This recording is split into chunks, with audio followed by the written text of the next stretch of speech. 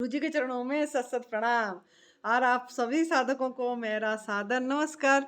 मैं साध्वी आनंदी माँ दिव्या शीशाश्रम सुंदर नगर मंडी डिस्ट्रिक्ट हिमाचल प्रदेश में निवास करती हूँ। मेरा फ़ोन नंबर है 8219172304 8219172304।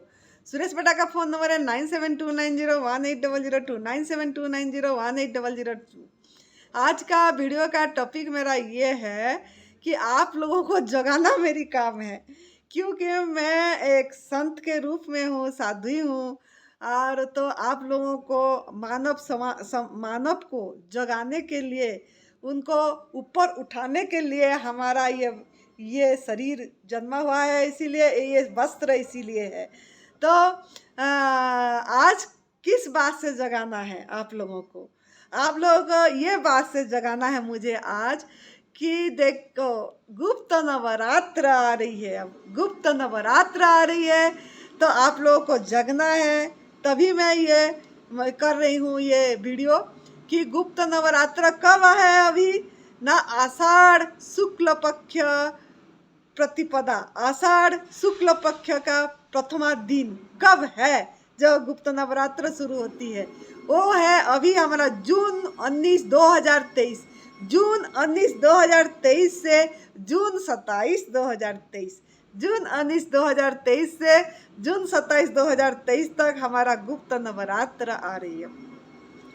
तो हमारा साल में पहले भी मैं बता चुकी हूँ, साल में 4 बार नवरात्र आती है। हिंदू धर्म में 4 बार नवरात्र आती है।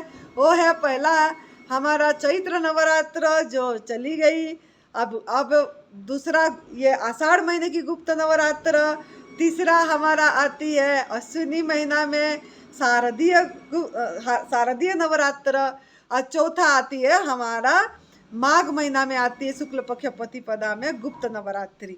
तो इसी तरह के 4 नवरात्रि, 2 गुप्त, 2 आपको पता है, 2 का जो चैत्र और शारदीय का।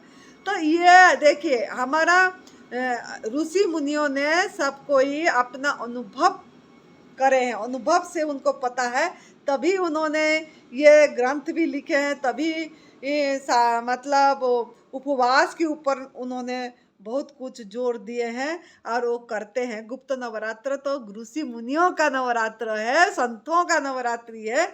उस समय उन्होंने बहुत मतलब साधना करते हैं, मंत्र सिद्ध करते हैं और हवन करते हैं, पूजन करते हैं और अपनी मतलब साधना को आगे लेते हैं।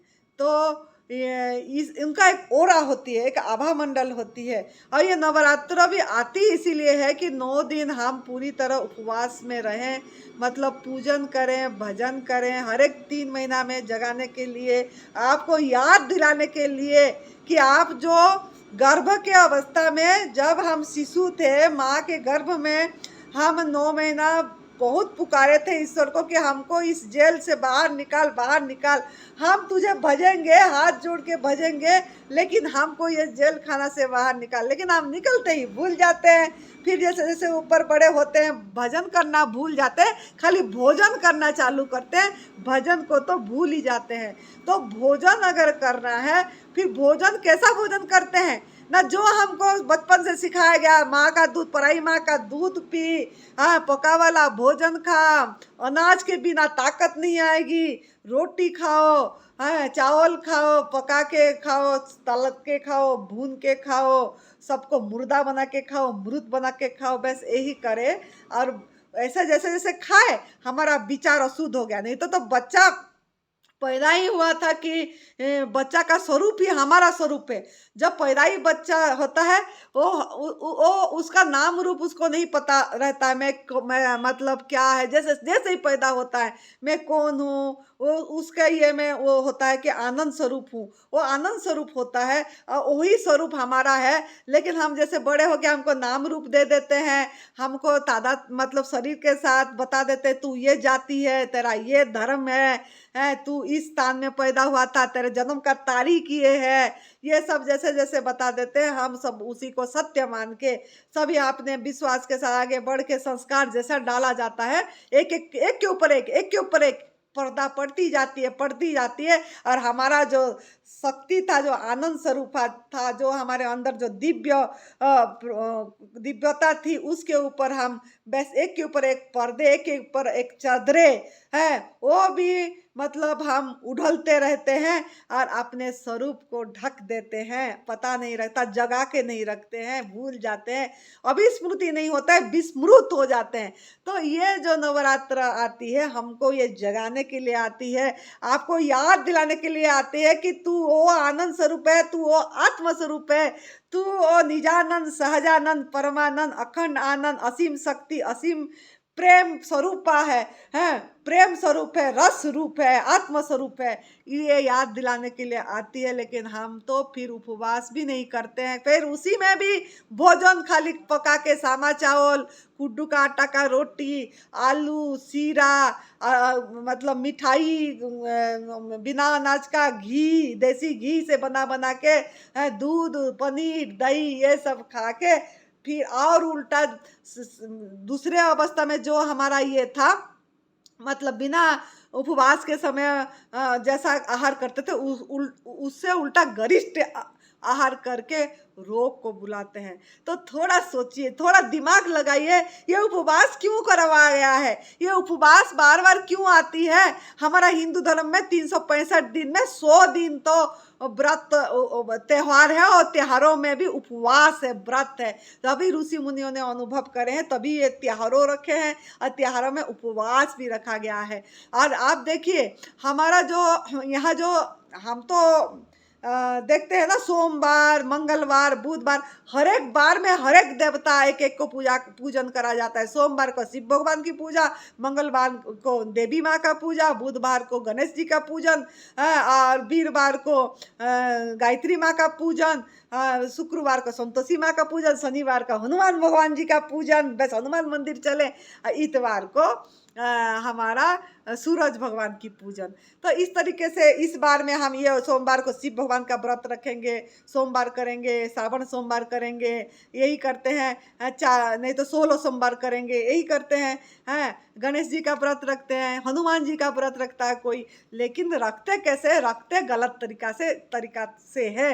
रखना अच्छा है, लेकिन उपवास करते क्यों है, किस लिए उपवास बोला गया है, कि किस लिए ये शास्त्रों में, हर एक धर्मों में, सिख धर्म में भी है, मुसलमान धर्म में भी है, जैसे रोजा है, क्रिश्चियन धर्म में भी है, सभी धर्मों में हमारा व्रत का मतलब बताया गया है। तो हर एक इंसान मात्र के उपवास रखना चाहिए।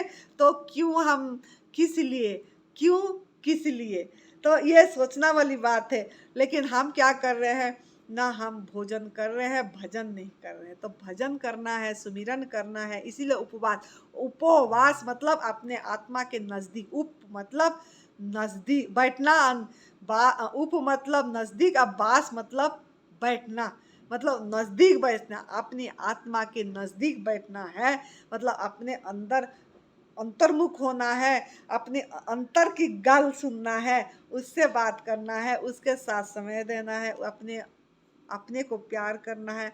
इसीलिए उपवास बोला गया है ऐसे। और इसीलिए कि अनाज एक बहुत बड़ा नशा है, अनाज एक बहुत बड़ा गलत व्यसन है।